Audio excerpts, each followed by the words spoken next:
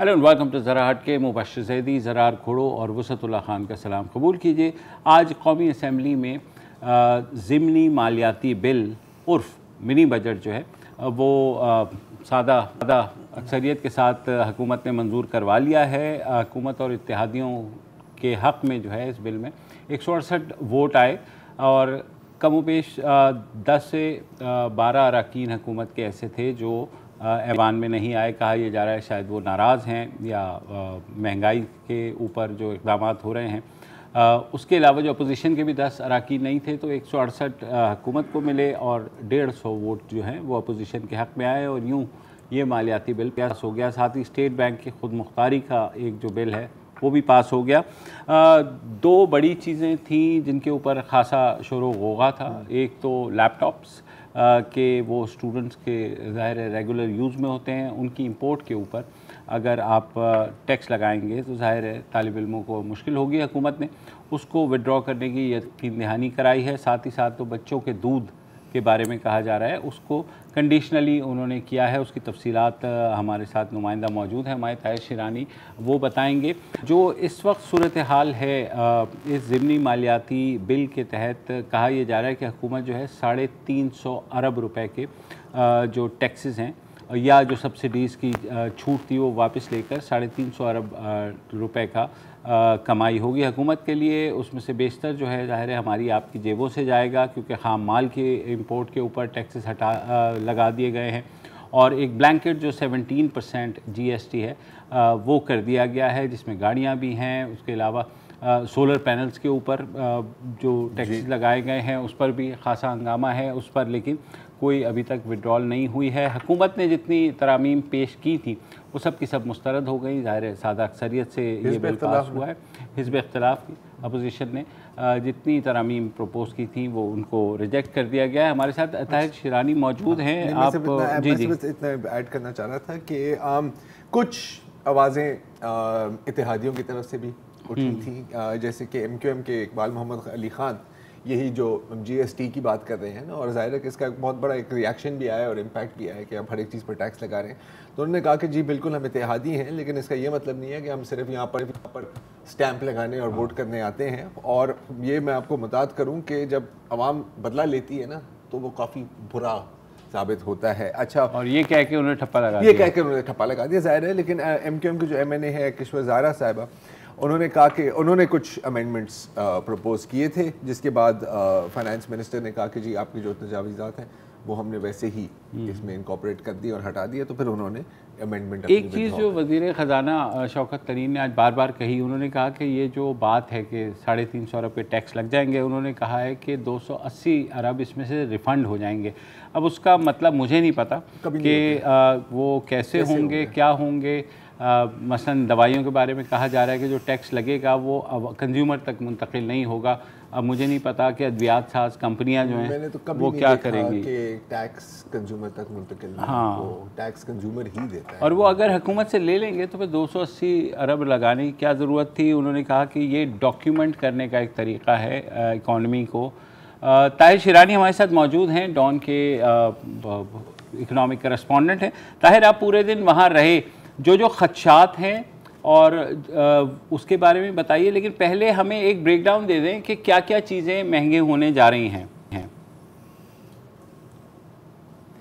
जी देखें, हुकूमत ने आज फिर अपोजिशन को ये वाज़ेह पैगाम दिया है कि वो कुछ भी नहीं है, वो कुछ भी नहीं कर सकते। हुकूमत जब चाहेगी जो बिल लाएगी और वो पास भी करवा लेगी। आज भी यही हुआ कि हुकूमत की जानिब से जो मिनी बजट पेश किया गया था और स्टेट बैंक का जो तरमीमी एक्ट था वो दोनों वो मंजूर कर लिए हैं। और जो आज जो तरामीम की गई है हुकूमत की जानिब से, कुछ वो भी छोटी सी तरामीम है, कुछ मुख्तसर सी, बाकी तकरीबन जो मिनी बजट पेश किया गया था वही है। और उसमें जो थोड़ा सा कंप्यूटर है, लैपटॉप्स हैं और इस तरह सोलर पैनल्स, कुछ जो ऐसी चीज़ें हैं जो छोटी दुकानों पर फ़रोख्त होती है, ब्रेड है, नान, चपाती और सेवइयाँ वगैरह, वहाँ पर अगर वो फ़रोख्त होंगी तो उस पर टैक्स नहीं होगा।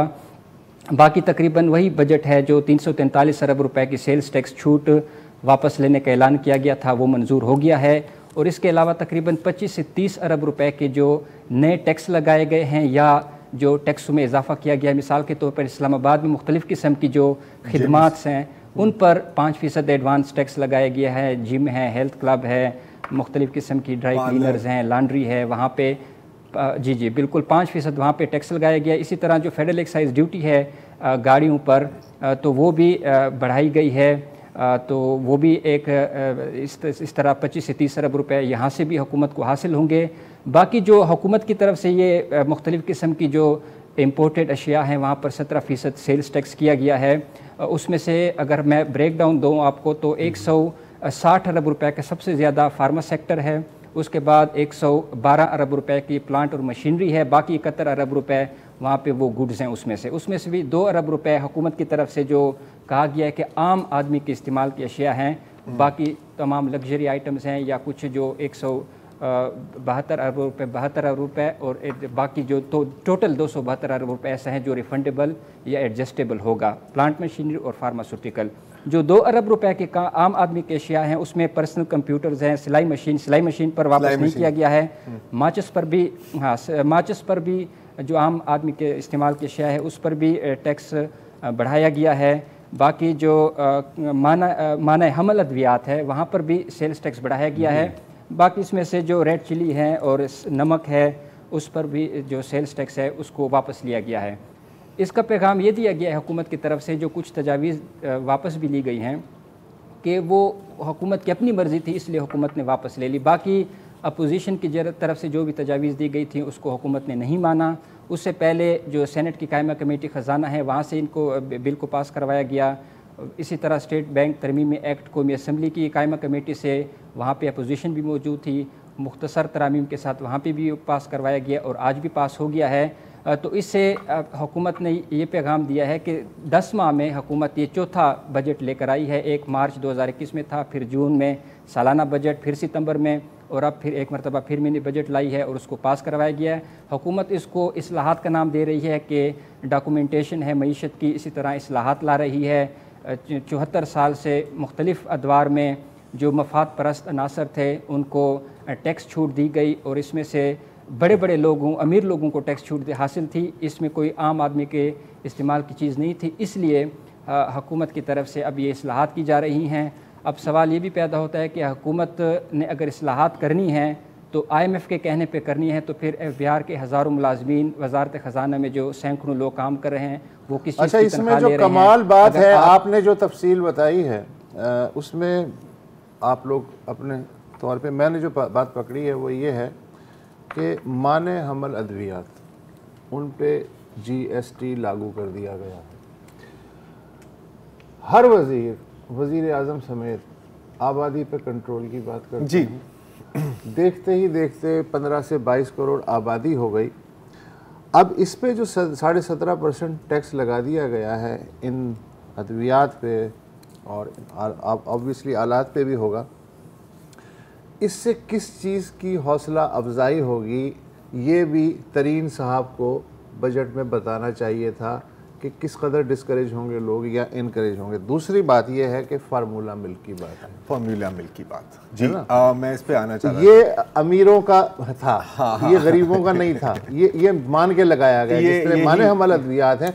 देखें ना, गरीब के 6 बच्चे 7 बच्चे 8 बच्चे वो तो कोई मसला नहीं है, असल में तो अमीर लोग इस्तेमाल करते हैं ना। अच्छा, ये भी एक बहुत बड़ी मिसकंसेप्शन है, राइट। इससे मैं एक चीज़ कंफर्म करना चाह रहा था आपसे ताहिर, इससे पहले कि हम ये दूध और फार्मूला पर आएँ। आपका कहना है कि जो सोलर पैनल्स पर टैक्स की सजेशन दी गई थी या लगने वाली थी वो नहीं लग रही और लैपटॉप्स पर मजीद GST नहीं लगेगी, ऐसा ही है? जी बिल्कुल ऐसा ही है। और दूसरा इसके साथ जो जी नहीं बोले जिस तरह बाकी जो छोटी दुकानों पर ब्रेड जी वो सही है, वो सुन लिया था। अब मैं आना चाह रहा हूँ दूध और फार्मूला पर। जी ठीक है। जहां तक मुझे पता है और आप इसकी कंफर्म कर दें कि ऐसा ही है कि 200 ग्राम का जो दूध का डब्बा होता है, अब इस पर भी आते हैं कि होता है या नहीं होता, उस पर टैक्स नहीं, जनरल सेल टैक्स नहीं लगेगी, ठीक है जी।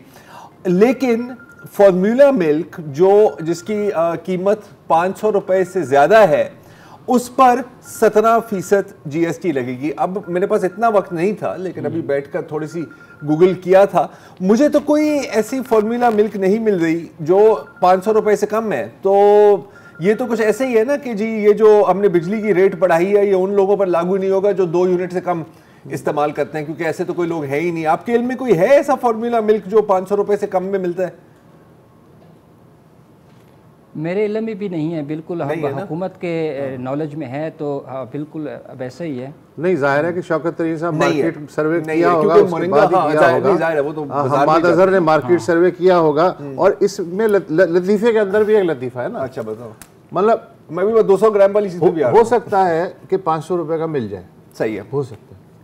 अगर वो हो गया ना 501 का, तो 17.5% टैक्स देना पड़ेगा। 17.5% लगेंगे। अच्छा, जहाँ तक मैं जानता हूँ तो कुछ ही कंपनीज हैं जो लोकली प्रोड्यूस करती हैं, मोरिंगा जैसे, उनका भी मेरे नहीं ख्याल 1000 से कम का उनका कोई डब्बा है। बहरहाल मतलब के लगा दिया है, ठीक है। अच्छा, अब ये मुझे बताएं, 200 ग्राम कार्टन ऑफ मिल्क, अब मैंने कुछ अपनी जट्टों वाले हिसाब लगाने की कोशिश की थी, लीटर का होता है ना डब्बा, तो 200 ग्राम्स का मतलब है 0.2 लीटर। एक पाव से कम, एक पाव से कम नहीं होता। कौन सा डब्बा है दूध का जो एक पाव से कम होता है? ताहिर साहब आपने देखा है?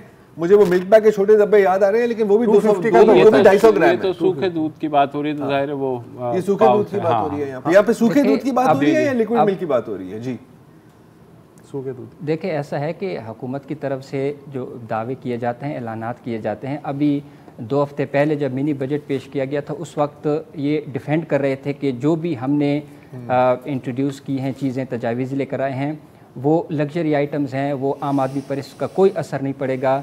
तो आज कुछ चीज़ें वापस लेनी पड़ी हैं हुकूमत को। यानी आपने जब एक बजट जून में पेश किया, सालाना बजट, उसके बाद आप सितंबर में नए लेकर आए, यानी आप ये अपनी नाअहली का आप इजहार कर रहे हैं कि जो मैंने बजट पेश किया वो सही नहीं था, इसलिए कुछ चेंजेस लेकर आए हैं। उसके बाद सितंबर के बाद दोबारा फिर दिसंबर में पेश किया, यानी फिर आप नाअहली का इजहार कर रहे हैं कि जो हमने 3 महीने पहले बजट पेश किया वो भी मुनासिब नहीं था, दुरुस्त नहीं था, तो इसलिए हम नया लेकर आ रहे हैं। तो हुकूमत की तरफ से जो दावे और ऐलानात किए जाते हैं तो वो तो अपनी जगह हैं, लेकिन जो हकायक हैं वो इसके बरक्स हैं।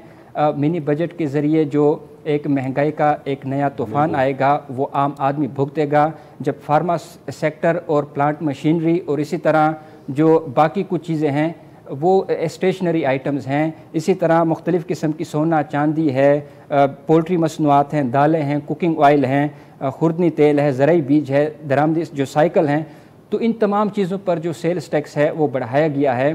तो इससे जो असरात होंगे वो आम आदमी तक पहुँचेंगे। अच्छा, अद्वियात का लतीफ़ा, तकरीबन पिछले इस टेन्योर में मिनिमम 30% इजाफा हुआ है अद्वियात की कीमतों में, मिनिमम। जी, अब मुझे नहीं पता, फिर कुछ 70 में भी हुआ होगा, किसी में 50, लेकिन हम एवरेज लेके चलते हैं 30% ये हुआ है। अच्छा, इस बजट में दवाओं पे टैक्स नहीं है, इसको हमें अच्छी खबर सुनना चाहिए, लेकिन अच्छी खबर कैसे नहीं है? जो रॉ मटेरियल आएगा दवाओं का बनाने के लिए बाहर से, उस पे टैक्स है, तो वो टैक्स जो टेबलेट में कन्वर्ट होगा वो रॉ मटेरियल, क्या उसके ज़रिए मेरे हलक से नहीं उतरेगा? कमाल ही सूरत हाल है। कुछ ऐसा है ना कि हमने कलम पे टैक्स नहीं लगाई, हमने स्याही पे टैक्स लगाई है। कुछ ऐसा ही है। अच्छा, इंटरेस्टिंग, इसके साथ अद्वियात के साथ ज़राई बीज, हाँ, अभी मतलब आज ही हम ये भी लग्जरी आइटम, ये भी लग्जरी आइटम है ना, क्योंकि यार खाना मतलब लोग भूखे भी रहते हैं, खाना तो एलिट का काम होता है ना सिर्फ, और भूख से तो आपका वजन भी, और भूख से आपका मतलब इज गुड फॉर यू यार। भगवान मेरे मुल्तान के दोस्त के गरीब आदमी का क्या हक है कि बर्गर खाए? कौन मतलब, हाँ, बर्गर तो सिर्फ बर्गर ही खा सकते हैं। अच्छा, वैसे ही यूरिया का आपको पता है क्राइसिस हुआ हुआ, और हम शो के बाकी हिस्से में उस पर भी बात करेंगे। ज़रा बीज आप करेंगे तो एक डायरेक्ट मल्टीप्लायर इफेक्ट आता है, जो भी एग्रीकल्चरल प्रोडक्ट आपके पास मूली पे आएगा, गाजर पे आएगा, हर एक चीज़ पर आएगा। अच्छा, अब वापस आते हैं फार्मूला मिल्क पर, क्योंकि एक बड़ा एक इंटरेस्टिंग डिबेट छिड़ा है पिछले हफ्ते 10 दिन में, और एक बिलाल साहब हैं जो जिन्होंने PTI के मैनिफेस्टो में भी कुछ कंट्रीब्यूशंस की थी, और मैं ख्याल स्ट्रेटेजिक रिफॉर्म्स यूनिट किया, तो उनकी लड़ाई होगी लोगों के साथ सोशल मीडिया पर कि जी ये जो फार्मूला मिल्क है ये तो सिर्फ एलिट्स के लिए है, और वैसे भी माँ को अपना दूध पिलाना चाहिए, इसमें कोई शक नहीं है, ऐसा ही होना चाहिए और करते भी हैं।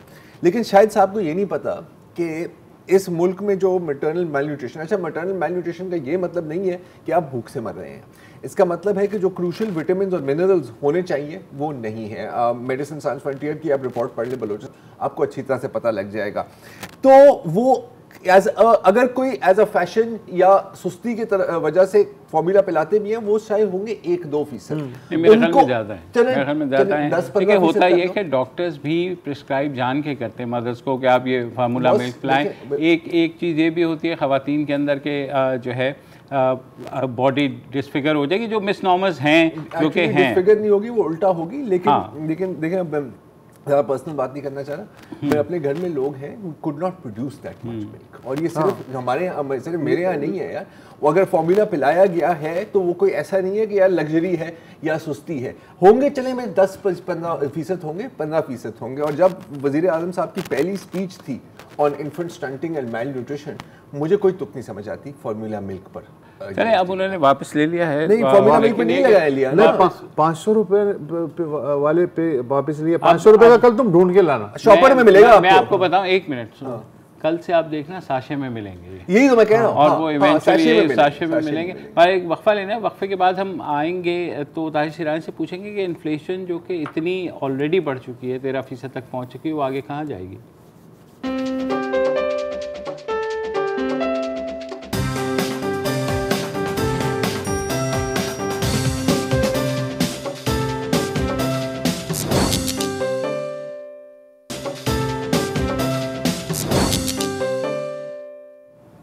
Welcome back. हम बात कर रहे हैं उस मिनी बजट पे या ज़िमनी मालियाती बिल पे जो आज कौमी असम्बली ने मंजूर कर लिया है। ताहिर शिरानी हमारे साथ है। ताहिर, एक बात तवातुर से हुकूमत की तरफ से की जा रही है कि नहीं, इससे कोई महंगाई का तूफान नहीं आएगा और जो तमाम खदशात हैं वो बेबुनियाद हैं। 13% तक इन्फ्लेशन जो अफरात ज़र है ऑलरेडी पहुँच चुका है, तो हम वेनेजुएला से फिर भी कम है, कहाँ तक, हाँ तुर्की से कम है, तुर्की से भी तो कम। ये सारी चीज़ें जो है तावीलें, ज़ाहिर है आपको पता है हमारे यहाँ बड़ा वो होता है, और बड़े ओवरसीज़ पाकिस्तानीज़ हैं जो तरक्की याफ्ता मुल्क में खड़े होकर कहते हैं इधर महंगाई हो गई जी, आप वहाँ क्या शोर मचा रहे हैं। तो महंगाई का कोई अंदाज़ा है कि कितनी जो अफरात ज़र है बढ़ेगा? जी बिल्कुल, इससे महंगाई भी बढ़ेगी। इसके साथ जो दिसंबर में इन्फ्लेशन रेट आया है 12.3%, जो तकरीबन 2 साल की हाईएस्ट शरह है। तो अब इसलिए मज़ीद महंगाई बढ़ने का खदशा मौजूद है। एक तो जो पेट्रोलियम मसनूआत की कीमतें बढ़ रही हैं, इसके साथ जो बिजली की कीमतें बढ़ रही हैं, और इसी के साथ गैस की कीमतें भी बढ़ने के इम्कानात मौजूद हैं। तो इससे महंगाई में मज़ीद इजाफ़ा होगा और आम आदमी की जो मुश्किलात हैं वो मज़ीद बढ़ेंगी। जिस तरह भी बात हुई है कि अब तो हुकूमत कह रही है कि महंगाई है ही नहीं। पहले हुकूमत एटलीस्ट ये मानती थी कि महंगाई है, और वज़ीर-ए-आज़म कभी कभार नोटिस भी लेते थे और ये कहते थे कि महंगाई को कंट्रोल करने के लिए इक़दाम किए जा रहे हैं। अब वज़ीर-ए-आज़म को जो उनकी किचन कैबिनेट है वो उन्होंने कन्विंस कर लिया है कि महंगाई है ही नहीं, बाकी दुनिया के मुकाबले में पाकिस्तान में जो महंगाई है वो कम है या बिल्कुल है ही नहीं। अब तो हुकूमत अब महंगाई मानने के लिए तैयार भी नहीं है। बेशक महंगाई डबल डिजिट में है और मज़ीद बढ़ने के भी खदशात मौजूद है। आज ही नेपरा की जानिब से नवंबर की फ्यूल एडजस्टमेंट में बिजली 1 माह के लिए 4 रुपये 30 पैसे फी यूनिट महंगी की गई है। तो पेट्रोलियम मसनूआत की कीमतें भी आलमी मंडी में बढ़ रही हैं, तो इम्कान है कि पेट्रोलियम मसनूआत की कीमतें भी बढ़ेंगी। दूसरा, IMF की शराइत के तहत हर माह पेट्रोलियम लेवी जब तक 30 रुपये फ़ी लीटर तक नहीं पहुँचती, 4 रुपये इजाफा भी होना है। तो इससे मुझे नहीं लग रहा कि महंगाई कैसे कम होगी। हुकूमत ये कह रही है कि टारगेटेड सब्सिडी देंगे, एहसास राशन प्रोग्राम के ज़रिए माहाना 1000 रुपये, वो भी अभी तक शुरू नहीं हुआ। अगर वो 1000 रुपये दे भी दें तो उससे भी कोई ख़ास फ़र्क नहीं पड़ेगा, क्योंकि जो गैस की कीमतें हैं, बिजली की कीमतें हैं, पेट्रोल की कीमतें वो इतनी बढ़ चुकी हैं कि आम आदमी अगर वो चीनी पे या आटा पे या घी पे अगर कुछ रिलीफ मिल भी जाए तो वो भी कुछ नहीं है, क्योंकि जो तेल की कीमतें हैं और जो घी की कीमतें हैं वो भी मुसलसल बढ़ रही हैं, और इसी तरह आटे की कीमतें हैं वो भी मुल्क की तारीख की बुलंद तरीन सतह पर हैं। तो मुझे नहीं लग रहा कि हुकूमत किस बुनियाद पर कह रही है कि महंगाई 2-3-4 माह के बाद कम हो जाएगी। अच्छा, ये इंटरेस्टिंग है, ये बात इंटरेस्टिंग है। ये पता ये जो टेक्निक है ना कि महंगाई तो है ही नहीं यार, ये जब बहुत छोटे कम उम्र के बच्चे छुपन छुपाई खेलते हैं ना, तो वो क्या करते हैं, वो कोने में खड़े हो जाते हैं और अपनी आंखें बंद कर देते हैं कि मैं अगर आपको नहीं देख सकता इसका मतलब आप मुझे भी नहीं देख सकते। कुछ ऐसा ही है, आप कुछ पूछना। अच्छा, मैं ताहिर ये जानना चाह रहा हूँ, अपोजिशन की बात अगर करें तो कौन सी अपोजिशन? अगर हम मतलब ये अपोजिशन ने जो सारा, आपको याद है अभी तक 23 मार्च तक तो खैर दूर है जब उन्होंने धरना देना है, महंगाई के को लेकर के अपोजिशन भी तो संजीदा नहीं है। अगर 3 दिन पहले सारे अपोजिशन लीडरों से मोबाइल फ़ोन छीन लिए जाते ना तो आज कौमी असम्बली में हालात मुख्तलिफ होते। नहीं, ऐसे नहीं पता, ये भी नहीं है, नहीं ये भी नहीं है, ऐसी बात कर दी। चलो कर दी उनका तो फिर कान में को आगे कहा था, वो आपका फोन आया था, पूछ रहे थे बस हो गया, इसको चीफ जो शुक्र है इसके ऊपर जीएसटी नहीं लगी। सही बात। तो ताहिर, अपोजिशन की जो तरमीम थी आज वो थोड़ी सी बताएंगे कि उसमें आपको कोई ऐसी तरमीम लगी थी कि जिससे कोई कंस्ट्रक्टिव कोई वे आउट निकाला था? देखिए, हुकूमत तो जो हुकूमत है वो तो अपोजिशन की कोई वेटेज ही नहीं देती। अपोजिशन जो मर्ज़ी कहती रहे, जो मर्ज़ी करती रहे, हुकूमत बार बार उन पर वाज़े कर रही है कि जो वो मर्ज़ी करते रहें, हुकूमत को कुछ नहीं होना। और ऐसी बेहतरीन अपोजिशन हुकूमत को मिली है कि 3.5 साल तकरीबन होने वाले हैं, हुकूमत जो मर्ज़ी करती है वो बिल भी ले आती है, कानून भी पास कर लेती है, ऑर्डिनेंस भी ले आती है। और अपोजिशन क्योंकि वो अपने मफादात और अपने उसके लिए सियासत कर रही है, आम आदमी की सियासत नहीं हो रहा, बयानात की हद तक, नारेबाजी की हद तक वो अपनी जगह, लेकिन जो असल में हुकूमत है उसको कोई अपोजिशन का सामना नहीं है। हुकूमत को अगर अपोजिशन का सामना है तो वो ख़ुद हुकूमत के अंदर कुछ लोग हैं जो अगर वो अपोजिशन सही तौर पर कर रहे हैं, जिसमें वज़ीर ख़जाना भी हैं, कि क्योंकि वो ऐसे इक़दाम कर रहे हैं जिससे डायरेक्ट आम आदमी पर उसके असरात होते हैं और उससे महंगाई बढ़ रही है, चाहे वो पेट्रोलियम मसनूआत की कीमतें हैं, बिजली की कीमतें। बार बार कहा जाता है कि बिजली की कीमतें नहीं बढ़ाई जाएंगी, लेकिन बुनियादी टैरिफ भी नवंबर में IMF की शराइत पर बढ़ाया गया ₹1.68 फ़ी यूनिट तक। और उसके साथ जो फ्यूल एडजस्टमेंट है, अगरचे मान लेते हैं वो किसी हद तक हुकूमत के इख्तियार में नहीं है, लेकिन वो भी मुसलसल सितंबर की फ्यूल एडजस्टमेंट में बिजली ₹2.52 फिर यहाँ पर ताहिर आपसे फिर आज 4.35। हाँ जी, आज का जो हुआ और ये फ्यूल एडजस्टमेंट चार्जेस पे मैं आना चाह रहा था आपसे। एक सवाल है, मान लिया कि बहुत चीज़ें हुकूमत के हाथ में नहीं है, इंटरनेशनल मार्केट बढ़ रही है, so on and so forth, ये जो फ्यूल चार्जेस एडजस्टमेंट है, मुझे याद है कि पिछले साल समर से लोग कह रहे थे कि अगर आपने LNG के टेंडर में मज़ीद ताख़ीर की, जिस तरह वो कर रहे थे और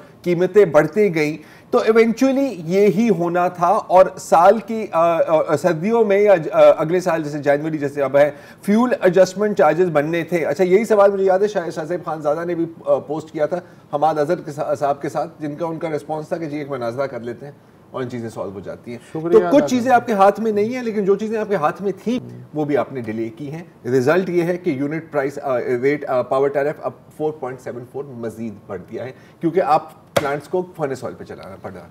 उनका शुक्रिया वफ़ा ले लें।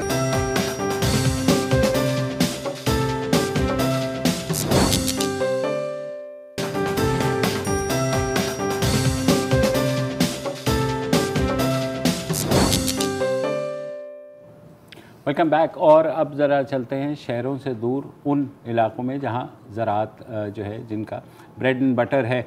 आपने नोट किया होगा कि गुज़िश्ता चंद रोज़ से बहुत ज़्यादा ऐसी ख़बरें आ रही हैं तवातुर के साथ कि यूरिया जो है उसकी बोरी या तो मिल नहीं रही या मिल रही है तो जो हुकूमत की मुकर्रर करदा कीमत है ₹1750 उससे बहुत ज़्यादा में फ़रोख्त हो रही है। जो डैप है उसके बारे में कहा जा रहा है कि वो 9000 पर बोरी तक मिल रही है।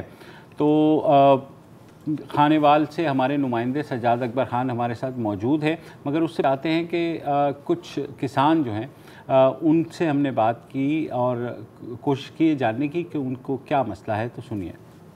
सर 15 हमारा 1 एकड़ है, 4 एकड़ वो चारा है, हमें खाद नहीं मिल रही, कुछ भी डीलर नहीं दे रहे, 2500 रुपये रेट लेते हैं और हम यहाँ लाइन में खड़े रहे हैं, किसी ने हमें नहीं दी। जो पहले आते थे उनको दे रही, वो भी ब्लैक करके, लाइन वालों को किसी ने दिए। वैसे जो उनके अपने लगते थे उन्होंने दिए, बाकी किसी को नहीं दिए। हम वैसे ही जा रहे हैं, हमारे जो गंदम है जो वो पीली जर्द पड़ी है, उसमें खाद नहीं है, तो फिर हम क्या करेंगे। डीलर हैं वो 60 गट्टू दुकान ने सटे 2-3 गट्टू बाहर वेच छुड़े ब्लैक थानू मिलती नहीं, एक गट्टू नहीं मिले सानू 20 किले वास्ते 4 वास्ते एक गट्टू नहीं मिले इस ताई कहीं दीती नहीं। किसान है बर्बाद हो रहा है, इन्होंने लैन नहीं लगते, एक बोरी खाद यूरिया मिल रही है, जिन्हें को 5 एकड़ या 30 एकड़ गंदा में पई वो की करे, एक बोरी नू एक बोरी खाद दी मिलती है, एक नाल ज्यादा पैकेट छत रख दी गई है। अगर बोरी यूरिया दे लईसो तो ज्यादा पैकेट लईसो तो असी तुम देसी है, नहीं तो असी 22-2500 नू खाद मिलेगी, नहीं तो नहीं मिलेगी।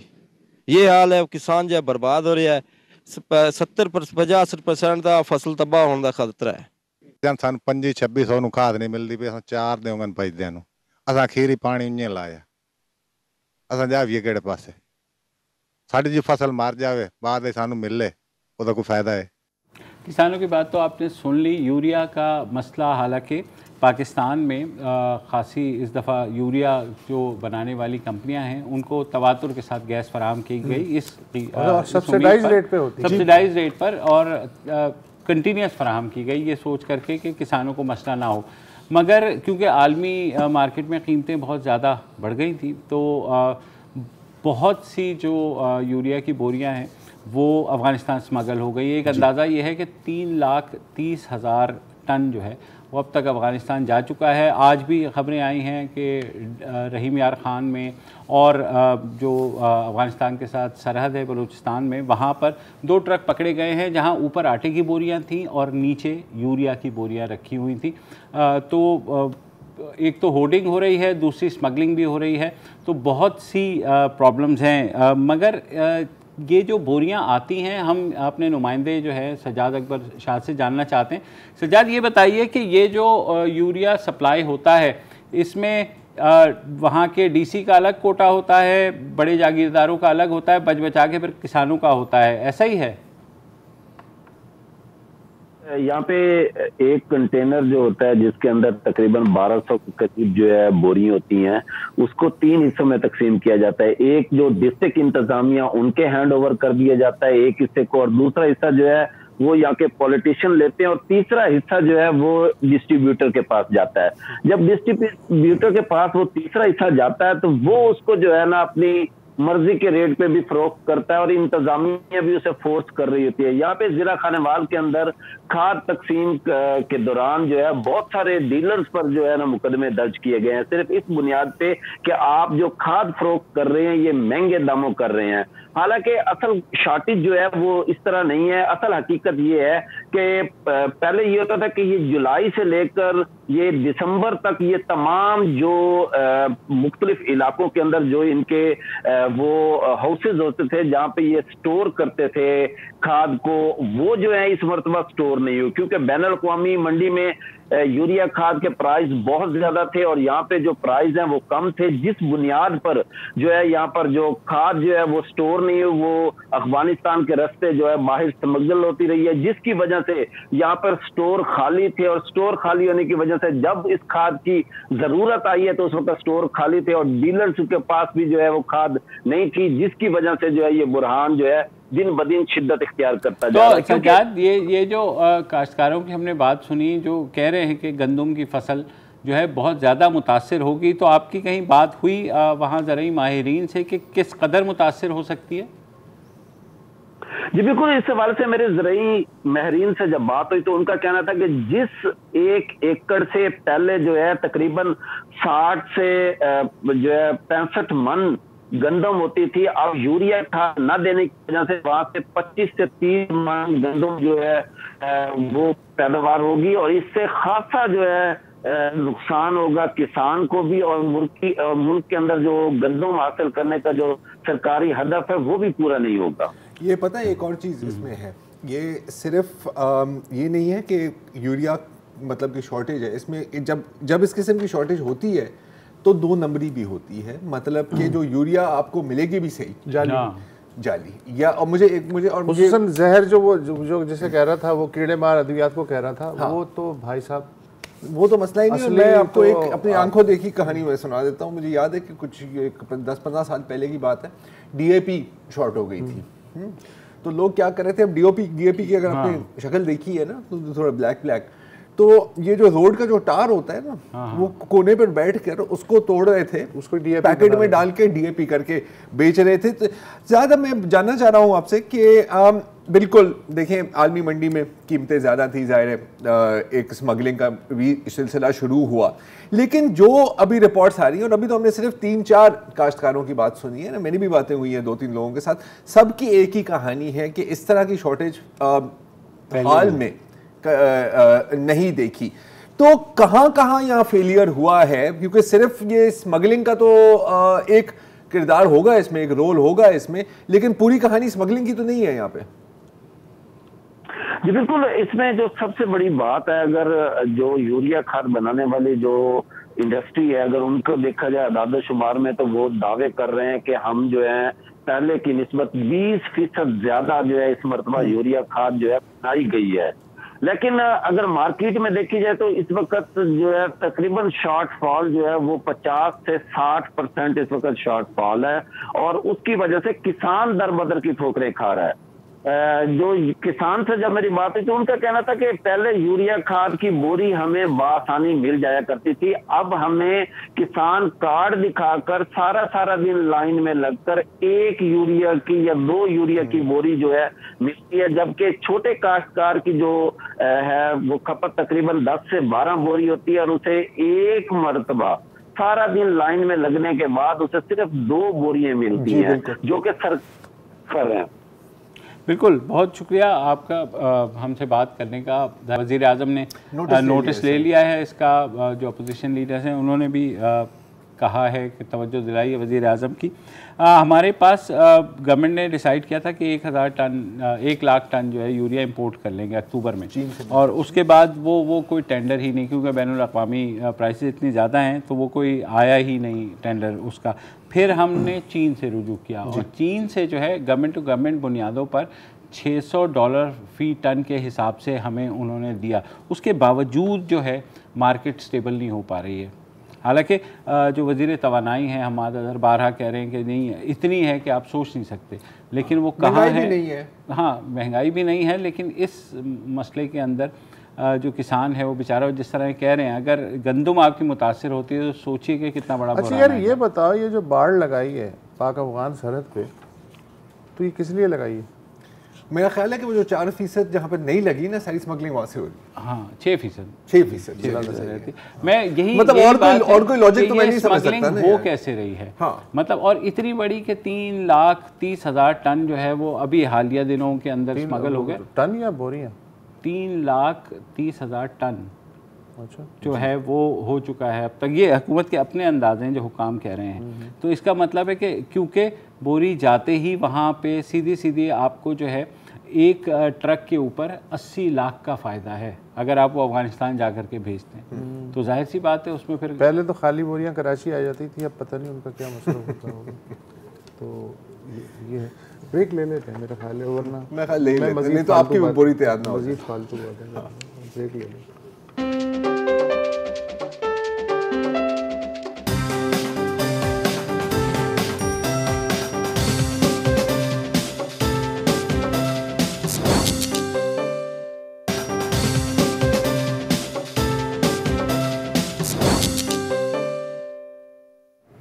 हरीम शाह नाम तो आपने सुना ही होगा, बहुत मशहूर टिकटॉकर हैं, पाकिस्तान में अक्सर हेडलाइंस और मुख्तलिफ़ किस्म की न्यूज़ आइटम्स में भी फीचर करती हैं, क्योंकि इनकी रसाई ज़ाहिर है ऐवान इक़्तिदार तक भी है। और एक बार एक छोटी सी कंट्रोवर्सी हुई थी, ये आप स्क्रीन पर भी देख रहे हैं, कि जहाँ पर वो एक ऑफिशियल गवर्नमेंट ऑफिस के अंदर जाके अपनी वीडियो बना रही थी। कुछ इस तरह की मिलती जुलती कंट्रोवर्सीज भी चलती रही हैं, लेकिन कोई इतनी बड़ी बात नहीं है। ऐसा बंदे का फ़ायदा ही क्या है जिसके इर्द गिर्द कोई ना कोई दीन के लिए भी बड़ी खिदमत है। मुफ्ती कभी को ये राह रास्त पे लेके आई थी, आ गए वो राह रास्त पे, पता नहीं घर में बंद हो गए वो तो घर वाली एक दो और चीज़ें भी थी। लेकिन शेख रशीद साहब के साथ भी इनकी शेख रशीद साहब वीडियोज आई थी, जहाँ दाखिला उमूर पर अच्छी खासी इनकी गुफ्तगू हुई थी। बिल्कुल बिल्कुल बिल्कुल नहीं, I mean this is all ये प्रोडक्टिव वर्क है, और प्रोडक्टिव हो या ना हो, बॉटम लाइन है कि ये माल बिकता तो है, वायरल होते हैं और उसकी आपकी फ़ैन फॉलोइंग भी बढ़ती है। और इनकी फ़ैन फॉलोइंग सिर्फ ज़ाहिर है पाकिस्तान में नहीं है, बल्कि वहाँ हर उस जगह में है जहाँ पर पाकिस्तानी रहते हैं, जैसे कि यूके। अब हाल में हरीम साहिबा गई यूनाइटेड किंगडम, जहाँ पर उनकी कुछ फंक्शंस भी थे, कुछ मीट एंड ग्रीट किस्म के इवेंट्स थे अपनी फैंस के साथ। मसला क्या हुआ कि वहाँ पहुँचते हुए उन्होंने एक नया वीडियो बनाया जिसकी वजह कुछ मुश्किलात का सामना करना पड़ रहा है। देखिए, ज़ाहिर है आमीन सबकी यही ख्वाहिश है कि आपके पास भी इतनी थदियाँ हों और वो भी पाउंडों की। 10,000 पाउंड अलाउड है, लेकिन ये जो वीडियो आपने सुना ना, इसमें एक जुमला है जो मेरा ख्याल है कि शायद थोड़ा महंगा पड़ जाएगा, और वो है कि कुछ कर भी नहीं सकते थे। और ज़ाहिर है कि इशारा आपका है पाकिस्तानी अथॉरिटीज़ और बिलखुसूस FIA की जानिब। तो ज़ाहिर है कि FIA को ये, अगर ये मजाक था तो ये किसी को फ़नी नहीं लगा, और FIA ने अब एक इंक्वायरी लॉन्च कर दी है। और in fact I think British authorities, national crime agency of UK को लिखा है कि ये यहाँ से चकमा दे करके अथॉरिटीज़ को वहाँ पहुँची हैं और ये क्लेम कर रही हैं। और उसके साथ जाहिर है दूसरी वीडियो का भी उन्होंने हवाला दिया जो पहले आप बता देना, फिर मैं तफसील आपको। अच्छा, अब जब ये थोड़ी सी मेरे ख्याल है कि शायद समझ आने लगी कि ये तो जी बिल्कुल जैसे कहा कि ये तो मनी लॉन्ड्रिंग के केस बन सकता है, तो ये जो स्टोरी है ये थोड़ी सी चेंज होने लगी। और एक निजी TV चैनल जिसका नाम है समा, उसके साथ बात करते हुए हरीम शाह की वर्जन 2.0 आया कि ये पैसे कहाँ से आए और किसके थे। सुनिए। तो इनका कहना है कि इनकी बहन ने एक कार बेची थी जिससे इतने पैसे आए हैं। अब मुझे नहीं पता कि कौन किस किस्म की गाड़ी होगी ये, पता नहीं, कोई गोल्ड प्लेटेड हमर जो है, चलती का नाम गाड़ी, चलती का तो नाम लेकिन गाड़ी। मसला ये है कि ये जो है ये भी यहाँ वो कर रही हैं कि बिज़नेस वीज़े पे गई हैं। बिज़नेस वीज़े पे नहीं गई, ये एक क्रिएटिव कोई वीज़ा है, क्रिएटिव बिजनेस वीज़ा। हाँ, चलो खैर है, जाने दो। तो वो उस पर गई, तो ये 10 जनवरी को यहाँ से फ़्लाई किया कराची इंटरनेशनल एयरपोर्ट से। और अब जो उन्होंने लिखा है नेशनल क्राइम एजेंसी को, जो FIA हुकाम है वो कह रहे हैं कि उनके ख्याल में ये थदियाँ देख करके, ज़ाहिर है वो काउंट तो नहीं की, लेकिन उनका ख्याल है कि 1 लाख पाउंड ये ले करके चली गई हैं। 1 लाख पाउंड। अच्छा, अब ये तो था वर्जन 2 स्टोरी का। अच्छा, पहले तो उन्होंने, चले एक्चुअली वर्जन 1 है क्योंकि पहले उन्होंने ये तो नहीं बताया था ना कि किसके पैसे हैं, कहाँ से आए हैं। लेकिन जब इस दूसरी इस एक्सप्लेनेशन से मतलब किसी को समझ ही नहीं आई इसकी कि कौन सी गाड़ी कहाँ से कैसे और लंदन ले जाने की क्या तुक है, तो फिर एक सेकंड एक्सप्लेनेशन वीडियो आया जिसमें वो एक साबिक PTI के मेंबर दानियाल मलिक के साथ थी। तो ये भी सुन लें। अच्छा, अब अगर ये वाकई ही ये पैसे ले गई हैं वहाँ पर, और UK में सिर्फ $10,000 पाउंड ले जाने की इजाज़त है, उससे ऊपर आपको डिक्लेयर, लेकिन अगर वो कैश में ले जा रहे हैं तो जो मजाज अफसर है वो ये भी पूछ सकता है कि भाई सोर्स बताइए कहाँ से इतना सारा, जबकि आपके पास कार्ड वार्ड होगा। लेकिन इसमें एक पॉइंट ये भी है कि ज़रूरी नहीं है वो हर बंदे को नहीं स्कैन कर रहे होते कि आपके पास है या नहीं है। अगर आपने डिक्लेयर किया तो फिर तो है, लेकिन कभी कभी लोग अनडिक्लेयर्ड भी निकाल लेते हैं। अगर ऐसा हुआ है, और मैं अगर कई लफ्ज़ इस्तेमाल कर रहा हूँ क्योंकि ज़ाहिर है हमें 100% हम नहीं कह सकते दावे के साथ कि कोई मनी लॉन्ड्रिंग ही हुई है, लेकिन अगर ये मनी लॉन्ड्रिंग की है तो मेरा ख्याल है कि आइंदा किसी आप टिकटॉकर या सोशल मीडिया स्टार को इस्तेमाल ना करें इस काम के लिए, क्योंकि मसला ये है कि वो फिर लाइक्स के चक्कर में वीडियो बना देते हैं और ये फिर जाहिर है कि महंगा पड़ जाता है। और अगर ये वीडियो फ़न में बनाई है तो, और ये फ़नी वीडियो थी, तो अब फ़नी होने का एक कंडीशन होती है कि कोई हंसे भी सही जोक पे, तो ये जोक किसी को समझ में नहीं आता। दूसरा आई थिंक जो इन्होंने पूरा केस बनाया है ना, वो बड़ा ख़तरनाक है कि पाकिस्तानी अथॉरिटीज़ जो हैं आप आराम से लेकर के जा सकते हैं, और ये चीज़ इंटरनेशनली नोटिस होती है कि अच्छा पाकिस्तान का एयरपोर्ट कंट्रोल इतना कमज़ोर है, फैटफ है ऑलरेडी, तो ये इनको ध्यान में रखना चाहिए था। मगर आई एम होपिंग कि FIA जो है कुछ करे। अगर शेख साहब ने अलाउ किया FIA को तो वो एक अलग बात है, लेकिन ये कि FIA अगर अब ये वापस कब आएंगी मुझे नहीं पता, ज़ाहिर एश्योरेंस के बाद ही आएंगी कि जी कुछ नहीं होगा, लेकिन FIA ने जो लेटर लिखा है, अब लेट्स सी कि वहाँ से क्या जवाब आता है उनका। हाँ, लेकिन बॉटम लाइन है कि जोक करना है तो फिर जोक को फनी होना भी चाहिए। जोक तो नहीं, देखें उनको सस्ती शोहरत चाहिए, यही है बेसिकली, सस्ती शोहरत चाहिए, उसके लिए वो कुछ भी कर सकती हैं। और ये तो हमारे यहाँ जो आपने पहले वीडियोस दिखाई कि वो वज़ीर-ए-आज़म ऑफिस में घुस गई या वो फॉरेन ऑफिस में घुस, तो इस तरीके से जो है, और वहाँ ज़ाहिर है कोई ना कोई उनकी वीडियो बना रहा होगा, तो ये चीज़ें जो है ये देखने वाली नहीं, बस वायरल होना है, चाहे कुछ भी हो जाए। हाँ, यही है ना। लेकिन वायरल होना कभी कभी महंगा भी पड़ जाता है, कभी कभी वायरस लड़ भी जाता है बंदे को ना, मसला यही है। ऐसा ही है जनाब। आज के लिए इतना ही जी, कल आपकी कॉल्स देंगे। इजाज़त दीजिए, खुदा हाफिज़। अस्सलाम वालेकुम। अगर आपको हमारे शो पसंद आया है तो प्लीज़ हमारे YouTube चैनल को सब्सक्राइब करें, और अगर मुनासिब समझे तो इस वीडियो को लाइक भी कर लें, तो कोई हर्ज नहीं है, और शेयर भी कर लें और कमेंट भी कर दें जी, वरना वो सब ऐसे ही लिखते रहेंगे। और ये जो दोनों कह रहे हैं ये कर लें जी प्लीज़, नहीं तो हमें भी घर जाना है, मैं आपके कंप्यूटर में नहीं रहना 24 घंटे। सही बात है।